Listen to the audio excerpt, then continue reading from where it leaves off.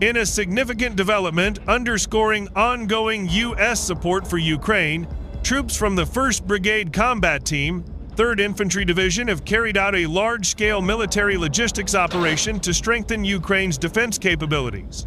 Recently, the brigade oversaw the unloading of Stryker armored vehicles, green-painted M1 Abrams tanks, Bradley fighting vehicles, and various other military equipment at a port in Ukraine. For operational security reasons, the exact location of the port has not been disclosed. However, military analysts note that such deliveries are typically conducted with extreme caution to prevent detection by Russian intelligence and long-range strike systems. Once unloaded, the vehicles were promptly transported toward frontline positions near the Ukraine-Russia border, where some of the fiercest fighting of the ongoing war continues. The 1st Brigade Combat Team of the 3rd Infantry Division, often called the Raider Brigade, is a battle-hardened unit with extensive combat experience from previous deployments in Iraq, Afghanistan, and Eastern Europe. Their expertise in mechanized warfare makes them uniquely qualified to oversee complex deliveries of heavy equipment into active conflict zones. While U.S. forces are not directly engaging in combat, their logistical and advisory roles have been pivotal in supporting Ukrainian military operations. The Stryker armored vehicles provide high mobility and versatility, making them ideal for rapid troop movement and reconnaissance in diverse terrain. M1 Abrams tanks, with their powerful 120mm cannons, composite armor, and advanced targeting systems, bring substantial firepower and protection to Ukrainian forces. The Bradley fighting vehicles, equipped with 25mm autocannons and anti-tank missile capabilities, complement this mix by offering both infantry transport and offensive support on the battlefield. Together, these systems represent a combined arms approach, allowing Ukraine to conduct more sophisticated offensive and defensive maneuvers. Military experts believe that integrating Western armored vehicles with Ukrainian units could significantly enhance Kyiv's operational effectiveness, particularly in countering Russian armored formations and artillery.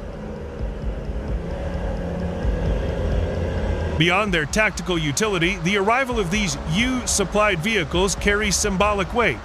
It signals Washington's ongoing commitment to Ukraine's sovereignty and territorial integrity, reinforcing the broader NATO strategy of supporting Kyiv while avoiding direct confrontation with Russian forces. The delivery also demonstrates the complex logistics involved in modern warfare. Moving heavy armored vehicles into an active war zone requires coordination between multiple agencies, secure transport routes, and constant vigilance against potential Russian drone or missile attack. The successful completion of this operation underscores the coordination between U.S. and Ukrainian forces in the face of significant risks.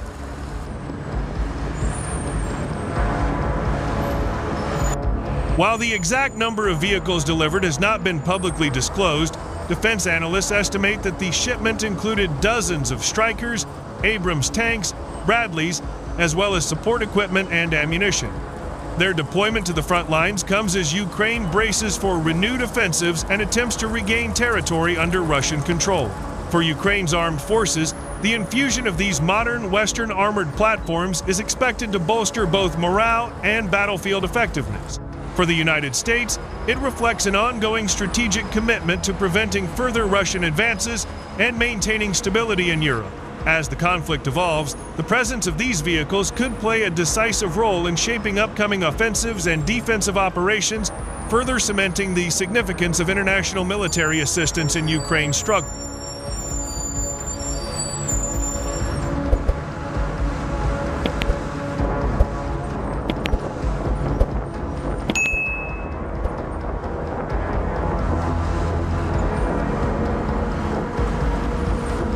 Delivering heavy armored vehicles like the M1 Abrams, Strykers, and Bradleys into a combat zone is far from a routine task. Each system requires specialized handling and coordination. Abrams tanks, for example, weigh over 60 tons and demand reinforced transport infrastructure, fuel supplies, and maintenance support. The Bradleys and Strykers, while lighter, still need dedicated logistics networks and well-trained crews to operate effectively. According to defense experts, the successful delivery reflects months of coordination between the U.S. military, Ukrainian armed forces, and NATO logistics planners. These efforts highlight the growing integration of Ukrainian forces with Western military doctrine, which emphasizes combined arms warfare, joint operations, and advanced battlefield communication. The introduction of these vehicles not only enhances Ukraine's mobility and firepower, but also serves as a force multiplier. Ukrainian troops trained on Western platforms can integrate these systems into a broader battle plan that combines infantry, armor, artillery, and unmanned aerial system. This layered approach has proven essential in modern conflicts and could give Ukraine an edge in upcoming campaigns.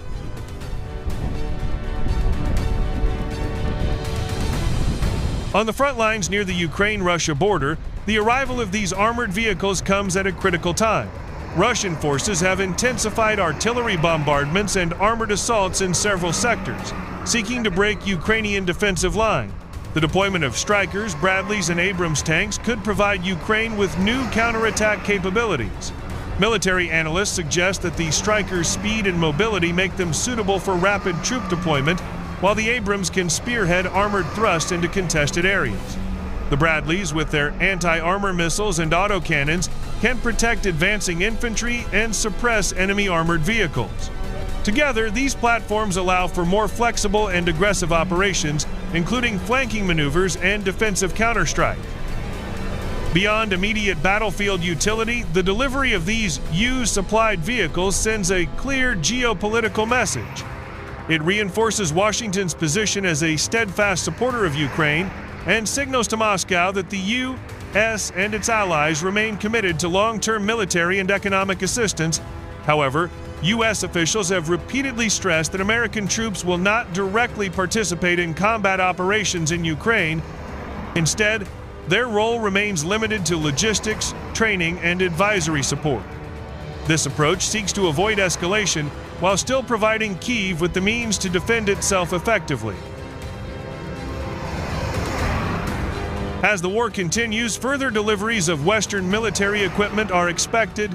Reports suggest that Ukraine will receive additional batches of armored vehicles, artillery, and possibly more advanced air defense systems.